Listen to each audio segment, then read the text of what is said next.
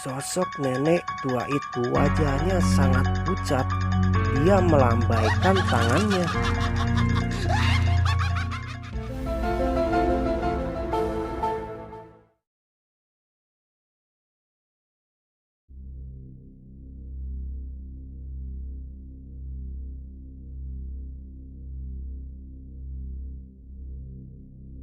Assalamualaikum teman-teman, apa kabar kalian semua? Semoga kalian semua dalam keadaan sehat, diberikan rezeki yang cukup, dan selalu dalam perlindungan Allah Subhanahu wa Ta'ala. Amin ya Robbal 'Alamin. Di video kali ini saya akan membawakan cerita dari narasumbernya Restu Wiratmaja. Sebelumnya terima kasih untuk Restu Wiratmaja dan narasumber yang telah mengizinkan ceritanya saya bacakan di channel ini.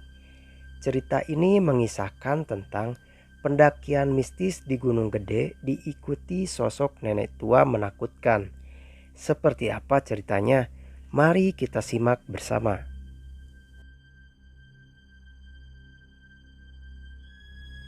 Nama saya Lani. Saya adalah salah satu member komunitas pendaki gunung.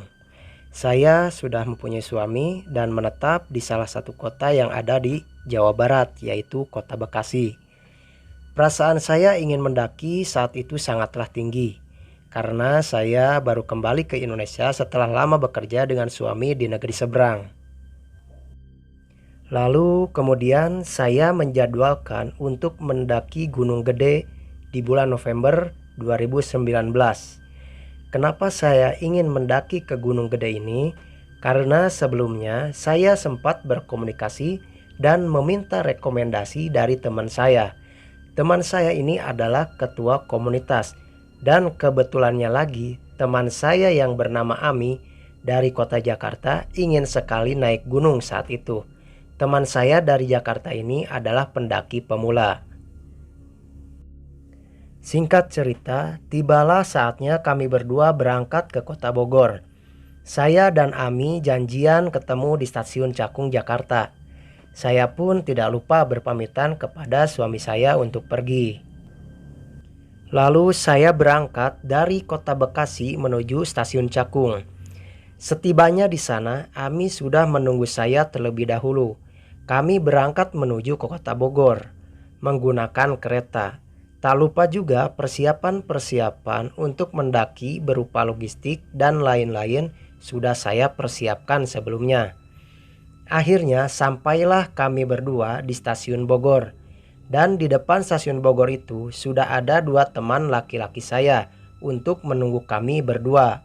Mereka satu komunitas dengan saya, hanya berbeda wilayah saja. Nama mereka berdua adalah Budi dan Adi. Budi dan Adi ini asli dari kota Bogor. Mereka hampir dibilang sering nanjak ke Gunung Gede Pangrango untuk membawa tamu open trip dan tamu biasa yang ingin mendaki. Saya merasa aman dikala mendaki bersama mereka berdua. Selain karena mereka teman satu komunitas saya, mereka juga penduduk lokal yang terbiasa dengan trek Gunung Gede Pangrango. Kami pun berangkat menuju kontrakan teman kami yang letaknya lumayan jauh dari stasiun Bogor. Sesampainya di kontrakan, kami pun packing ulang tas kami dan langsung menuju ke base camp yang ada di Cibodas untuk mengurus simaksi. Pada pukul 14.20 kami sampai di base camp. Lalu Bodi bertanya kepada saya, "Teh, apa yakin mau nanjak sore ini? Soalnya mendung, takut hujan. Udah mulai kabut juga nih."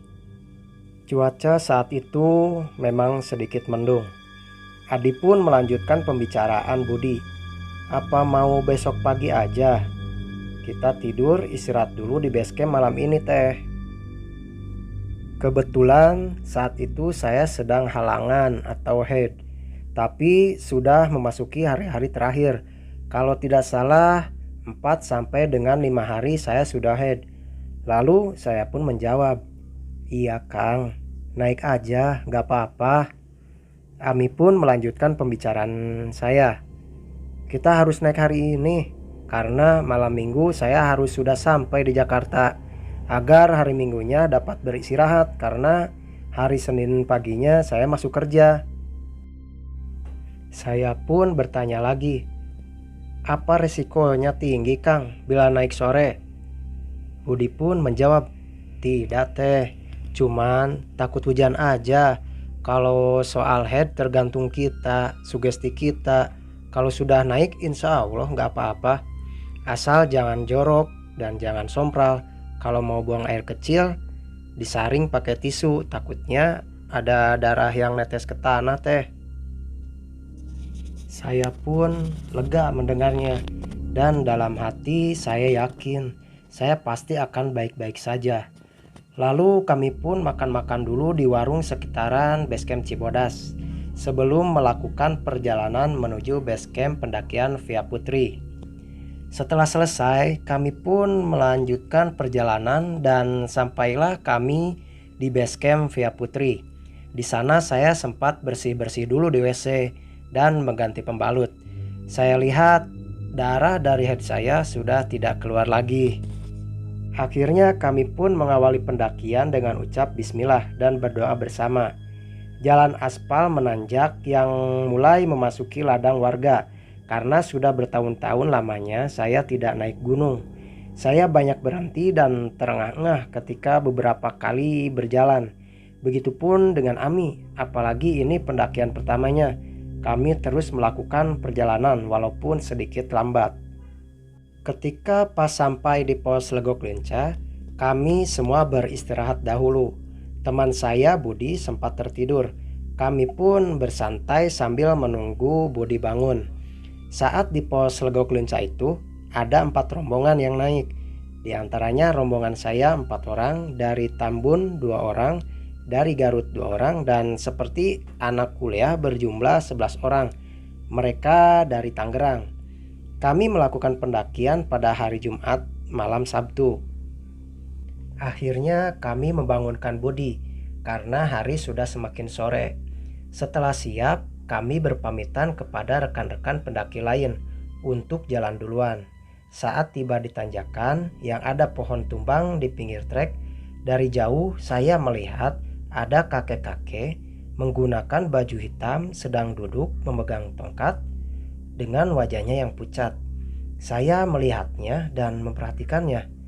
Saya tak merasa heran atau takut karena saya pikir itu adalah penduduk lokal yang mau berjualan.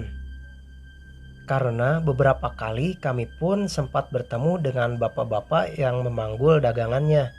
Tapi anehnya, ketika semakin dekat, sosok kakek tersebut pun hilang.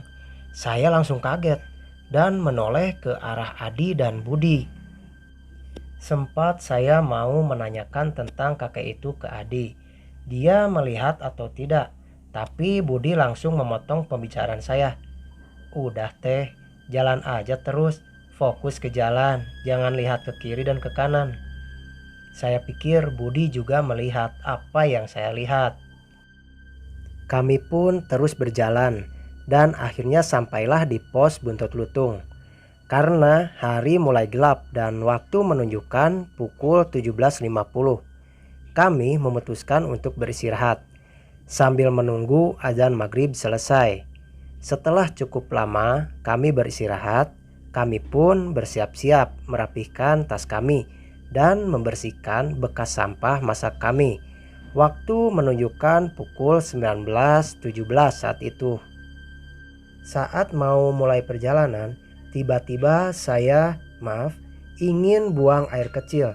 Lagi-lagi Budi mengingatkan saya agar memakai tisu untuk menyaring airnya agar tidak ada darah yang menetes ke tanah. Di sini mulailah keanehan terjadi.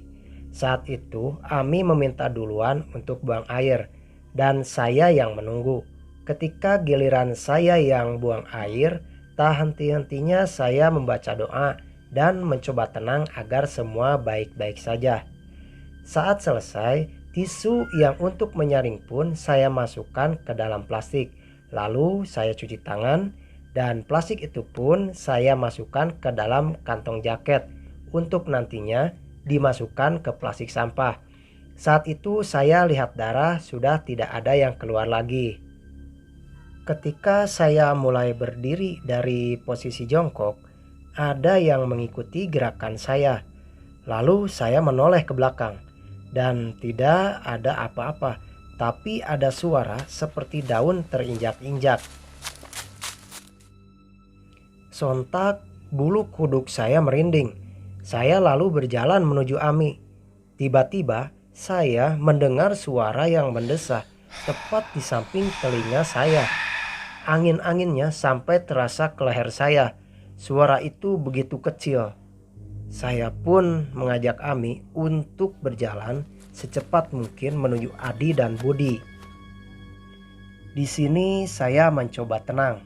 Saya tahu apapun yang terjadi, saya tidak boleh menceritakannya saat itu juga. Lalu kami pun melanjutkan perjalanan. Dan Adi bilang, "Teh, mulai dari pos Buntut Lutung ini, treknya agak berat. Apalagi kita jalan malam. Kalau capek, bilang aja ya, landainya hanya sedikit teh." Ami memimpin perjalanan. Saya kedua dan di belakang saya Budi lalu Adi. Tak lama berjalan, Adi mengeluhkan tasnya yang terasa berat 2 kali lipat, seperti memikul beban banyak. Jalannya pun terasa lambat. Tiba-tiba terdengar suara anak ayam. Kurang lebih seperti itu suaranya, tidak begitu jelas. Terlihat dari jauh ada sepasang mata berwarna merah. Dia di atas trek yang mulai menanjak. Saya pikir hanya saya saja yang melihat. Ternyata Ami, Budi, dan Adi pun melihatnya. Sontak kami pun hanya bisa diam saat itu. Saya dan Ami mulai merasa gelisah saat itu. Saat beristirahat, kami melihat lampu-lampu pendaki yang bertemu saat di Lagok Lenca sore tadi. Dan benar saja, itu rombongan dari Garut dan Tambun. Saya sempat bertanya ke mereka, "Bang, dari yang Tangerang gak nanjak?" "Enggak teh, mereka buka tenda di pos Buntut Lutung karena ada pendaki cewek yang udah gak kuat ngelanjutin perjalanan." Singkat cerita, sampailah kami di pos Bayangan. Di sana kami beristirahat. Lalu saya menghampiri Adi dan saya duduk di dekatnya. Tiba-tiba ada hewan kecil seperti musang, tapi anehnya ini berwarna putih, loncat di hadapan kami. Entah dari mana datangnya. Di situ saya langsung kaget. "Astagfirullah, apaan itu Kang?" Dengan tenang Adi menjawab, "Musang, itu musang," sambil mengedipkan matanya. Setelah kami rasa istirahatnya cukup, akhirnya kami melanjutkan perjalanan menuju Lawang Seketeng. Lagi dan lagi, saya dan Ami banyak berhenti, padahal jalan baru beberapa langkah saja. Saya lihat Budi nampak kesal, mungkin karena kami lama jalannya. Waktu sudah menunjukkan pukul 22.00 atau 10 malam. Perjalanan kami ini benar-benar lama, sampai saya merasa ingin menyudahi pendakian ini dan bermalam di pos Bayangan saja. Tapi Adi dan Budi mengingatkan saya, di sini akan lebih bahaya dibanding di Surya Kencana, apalagi dekat dengan Lawang Seketeng. Tidak ada mata air juga di pos Bayangan ini. Saat kami melanjutkan perjalanan, tiba-tiba ada suara gamelan, pelan sekali, tapi suaranya seperti tidak jauh di belakang saya. Adi dan Budi begitu menjaga saya saat mendengar suara itu. Mereka hanya bilang, "Jalan terus teh, fokus." Setelah beberapa menit jalan, saya dan Ami meminta untuk istirahat. Saya pun bersenderan ke tanah dekat Adi duduk. Tiba-tiba tepat di atas kepala kami berdua, ada baju putih menyentuh kepala kami berdua lewat begitu saja. Saya dan Adi langsung tatap-tatapan saat itu. Susah untuk bicara rasanya. Di sini hanya Ami yang terlihat biasa saja. seperti tidak merasakan apa-apa sepanjang perjalanan. Adi langsung menyuruh saya bangun dari duduk dan melanjutkan perjalanan karena menurutnya sudah tidak aman di sini. Saat perjalanan, senter headlamp yang dipakai Budi dan Adi mati karena habis baterainya. Sekarang hanya tinggal headlamp dari saya dan Ami. Anehnya, saya selalu penasaran. Sepanjang perjalanan saya hanya menyoroti pepohonan di pinggir trek. Lalu Budi pun bilang, "Jangan arahkan senternya ke pohon teh, cukup ke jalan saja." Setelah lama berjalan menuju Surya Kencana, tiba-tiba ada sesosok kuntilanak yang tersorot oleh headlamp yang saya pakai. Sosok itu sangat mengerikan. Dia tinggi, rambutnya panjang kusut, kukunya panjang hitam dan rambutnya menutupi wajahnya. Sontak kami pun mempercepat langkah. Ketika kami memasuki area Surya Kencana, tiba-tiba terdengar ada suara wanita yang tertawa cekikikan. Lalu Budi pun bilang, "Udah, tenang saja, jangan panik. Jalan saja terus, sebentar lagi Surya Kencana." Saat itu waktu menunjukkan pukul 23.30 atau jam setengah 12 malam. Dan sampailah kami di alun-alun Surya Kencana. Saat itu saya jalan paling belakang. Saya merasa kagum melihat Surya Kencana yang begitu luas dan indah, walaupun tertutup kabut tipis. Di tengah perjalanan menuju area camp, Budi terpisah karena dia mau mengambil air ke arah sumber mata air yang jaraknya sangat jauh. Saat di Surya Kencana, saya tahu ada yang mengikuti saya dari belakang. Ada suara gesekan seperti sendal ke tanah, tapi saya tidak berani menengok. Saya coba mengejar teman-teman saya dan berlari karena jujur, saya sangat merasa takut saat itu. Saat saya mencoba mengejar teman saya ke arah area camp, ternyata saya baru menyadari bahwa teman saya, Ami dan Adi, sudah sangat jauh. Untungnya saya langsung bisa bergabung dengan rombongan dari anak-anak Tambun dan Garut. Kami pun berkenalan satu sama lainnya dan juga mengobrol-ngobrol. Saya pun melanjutkan perjalanan lagi bersama rombongan-rombongan itu untuk menuju camp yang ditargetkan Budi, yaitu di area bawah pohon. Akhirnya sampailah saya dan rombongan di area camp. Saat sampai di sana, Adi dan Ami sudah bersiap-siap membongkar tas dan memasang tenda. Tak lama dari itu, Budi pun datang dengan membawa air di jerigen. Saat sampai di area camp itu kurang lebih sekitar pukul 12:30 malam. Dan setelah selesai memasang tenda itu, kami pun memasak, mengganti pakaian serta merapikan tenda yang ada di dalamnya juga. Lagi-lagi setelah selesai makan dan mau istirahat, saya dan Ami ingin buang air kecil lagi. Adi dan Budi tidak menganjurkan ke area pepohonan saat itu. Budi bilang, "Pipisnya di pinggir tenda aja teh, asal jangan terlalu dekat, takut kena tenda nantinya." Saya pun dan Ami akhirnya buang air kecil di dekat tenda dengan sedikit memberi jarak, sambil menengok-nengok takut ada pendaki lain yang lewat atau melihat. Tak lupa saya menyaringnya dengan tisu. Setelah selesai, saya dan Ami kembali ke tenda dan beristirahat untuk tidur. Akhirnya Ami pun tertidur. Saya sempat main HP sebentar, berharap ada sinyal agar bisa memberi kabar ke suami saya. Tapi ternyata nggak ada sinyal sama sekali. Saat kami tertidur, ada perempuan yang datang ke tenda kami untuk meminta air. Dan saya pun terbangun saat itu untuk memberikannya. Lalu saya langsung menutup tenda kembali dan mencoba untuk tidur lagi. Lalu tiba-tiba banyak suara kaki seperti memutari tenda saya dan Ami. Kami pun langsung terbangun dan dekat-dekatan. Lalu ada seperti bayangan tangan di luar tenda kami. Ami pun langsung menutup sleeping bagnya saat itu.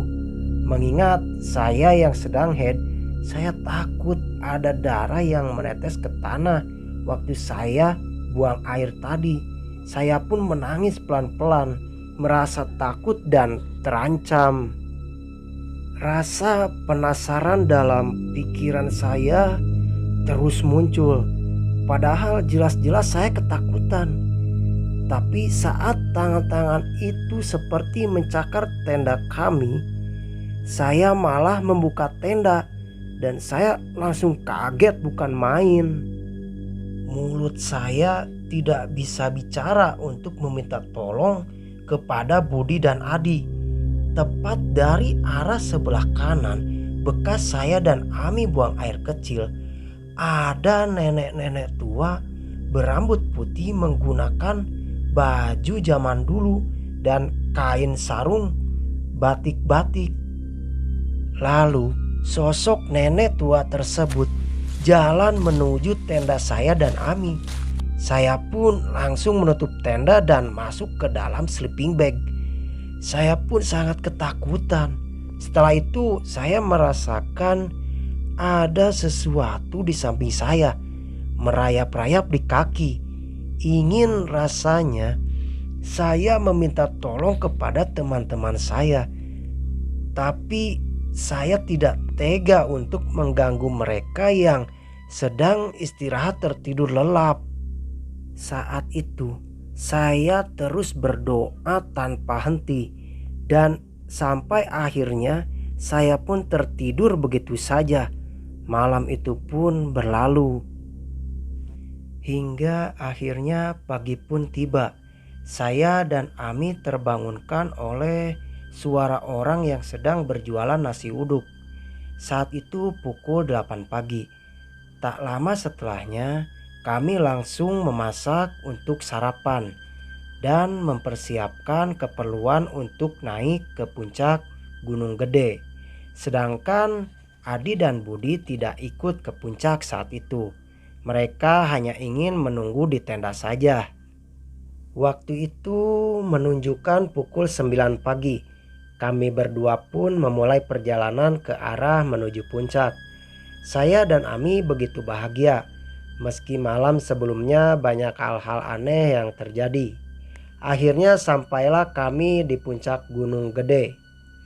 Singkat cerita, setelah puas di atas puncak, saya dan Ami memutuskan untuk turun lagi ke Surya Kencana. Saat beberapa langkah kaki saya menuruni puncak, handphone saya mendapatkan sinyal yang bagus. Lalu saya pun langsung menelpon suami saya untuk memberi kabar padanya bahwa saya dan teman-teman baik-baik saja. Saya juga mengatakan padanya bahwa saat ini saya sudah mau arah turun agar dia tidak khawatir. Saat di perjalanan menuju turun, kami hanya beberapa kali bertemu pendaki. Tapi anehnya dari kejauhan beberapa kali saya melihat ada tenda pendaki. Tapi setelah sudah dekat dengan trek yang kami lalui, tenda dan pendaki tersebut hilang, tidak ada. Saya dan Ami pun mempercepat perjalanan karena cuaca mulai terlihat mendung juga. Beberapa kali saya melihat kelebatan-kelebatan hitam di antara rimbunnya pohon cantigi. Saat tibanya di tenda, kami pun siap-siap untuk pulang. Ketika saat sedang membereskan tenda, Budi dan Adi bercerita. Semalam saat saya dan Ami tidur, sesudah makan itu, Budi dan Adi ngopi di depan tendanya.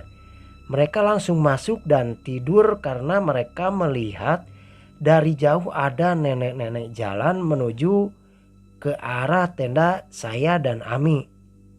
Mendengar hal tersebut, Saya pun tak begitu terlalu kaget lagi karena semalam saya sudah melihat sosok nenek tua itu. Setelah semuanya selesai di packing, saya pun senang bukan main saat sedang perjalanan turun untuk pulang. Waktu itu menunjukkan pukul setengah 12 siang.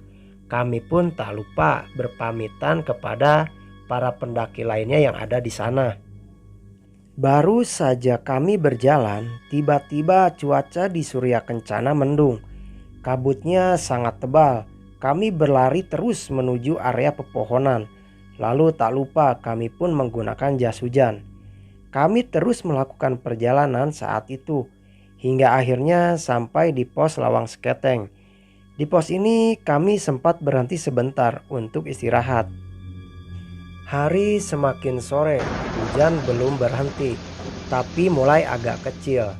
Kami melanjutkan lagi perjalanan. Kami terus berjalan, tanpa sadar kami terpecah jadi dua kelompok. Saya dan Ami, Budi pun bersama Adi.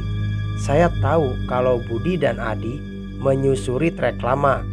Mereka pun memperhatikan kami berdua dari jauhan. Kami berdua terus melanjutkan perjalanan dan lagi-lagi tepat di lokasi di mana Adi pernah merasa tas carrier-nya berat. Saya dan Ami terpisah di situ. Ami di depan, saya di belakang. Tiba-tiba kabut hitam seperti menggulung tubuh saya dan menutupi pandangan saya. Saat itu saya hanya diam. Saya ingat, kalau ada kabut jangan sesekali mencoba untuk melangkah berjalan. Lalu tiba-tiba dari belakang saya merasa ada yang memegang kuat pinggang saya seperti tangan yang begitu besar. Badan saya pun bergemetar. Suhu dingin mulai menusuk-nusuk kaki dan jantung saya. Saya takut terkena hipotermia karena saya hanya berdiri saja saat diguyur hujan. Tak lama ada suara-suara ketawa kecil. Saya benar-benar pasrah saat itu. Tiba-tiba dari belakang Ami datang dengan keadaan yang sangat capek. Saya benar-benar kaget karena sebelum kabut tadi jelas-jelas saya melihat Ami sudah jalan duluan. Saya berpikir terus-menerus, ini Ami beneran atau bukan? Singkat cerita, kabut pun mulai menipis. Ami mengajak untuk melanjutkan perjalanan. Saya mempersilahkan Ami untuk jalan duluan. Tak lama kemudian ada dua orang pendaki laki-laki yang hendak turun. Mereka seperti masih anak sekolah. Kami pun minta untuk bareng. Tapi anehnya mereka berjalan terus tidak menghiraukan kami. Lalu saya teriak-teriak memanggil nama Budi dan Adi. Dan syukurnya mereka menyaut. Ternyata mereka sudah lama menunggu kami berdua di bawah. Saya dan Ami pun mempercepat langkah menuju Budi dan Adi. Kami pun langsung melanjutkan perjalanan bersama-sama lagi. Hingga sampailah kami di pos Buntut Lutung. Kami sempat istirahat sebentar di pos ini, hanya sekadar duduk-duduk saja. Setelah itu kami melanjutkan perjalanan lagi. Dari pos 3 Buntut Lutung ini menuju ke pos 1 semuanya normal-normal saja. Tidak ada gangguan apapun. Hingga sampailah kami di area ladang warga. Saat melewati ladang warga, kami sempat bertemu beberapa ibu-ibu yang baru pulang dari ladang tersebut. Di kebon bu, ya Allah, menikah ruatan kitunya nanjak turun, canda saya kepada ibu-ibu itu. Lalu si ibu itu menjawab, "Nya neng, datos biasa. Bade tarurun apa bade naik ya teh?" Saya pun menjawab, "Bade turun bu." Tak lama setelah saya menyapa ibu-ibu dari ladang itu, dari belakang ada suara-suara yang memanggil saya. Balik, balik. Saya menengok ke arah tanjakan yang di belakang. Saya melihat ada nenek-nenek tua yang saya lihat di Surya Kencana pada malam itu. Sosok nenek tua itu wajahnya sangat pucat. Dia melambaikan tangannya. Saya sudah tidak mau. Saya tidak menghiraukan lagi semua itu. Saya terus jalan secepat mungkin agar bisa cepat sampai ke pos perhutani. Hingga tibalah kami di pos perhutani. Kami istirahat lagi, lalu kami menaruh sampah bawaan kami dari atas dan dikumpulkan di sana. Setelah itu, kami melanjutkan perjalanan menuju parkiran kendaraan. Setelah sampai, kami langsung bersih-bersih badan di toilet umum. Singkat cerita, kami pun pulang dengan menggunakan sepeda motor yang dibawa Budi dan Adi.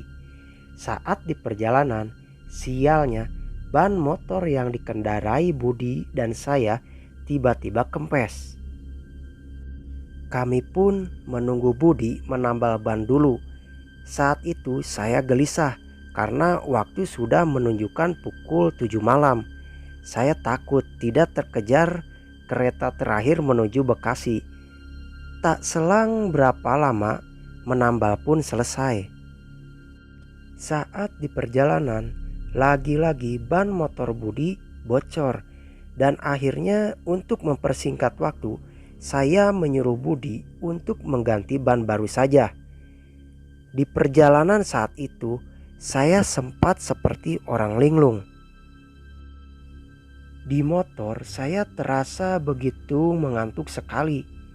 Anehnya, jalanan yang seharusnya ramai tiba-tiba berubah menjadi hutan. Padahal itu jalan besar. Sontak saya teriak ketakutan. Beberapa kali Budi pun hampir menabrak mobil maupun motor di jalan. Dan Budi pun seperti yang kesal kepada saya karena saya seperti berhalusinasi tinggi. Saya merasa kalau saya masih berada di tengah hutan. Akhirnya Budi meminta saya untuk pindah ke motor Adi dan Ami berpindah ke motor Budi. Singkat cerita, alhamdulillah kami pun bisa mengejar kereta terakhir menuju Bekasi dan semuanya baik-baik saja. Itulah akhir kisah mistis yang dialami langsung oleh narasumber. Sebelum saya akhiri, jangan lupa like videonya. Untuk kalian yang belum bergabung, ayo subscribe channel ini agar kalian tidak ketinggalan cerita-cerita horor selanjutnya. Saya Ari, wassalam dan terima kasih.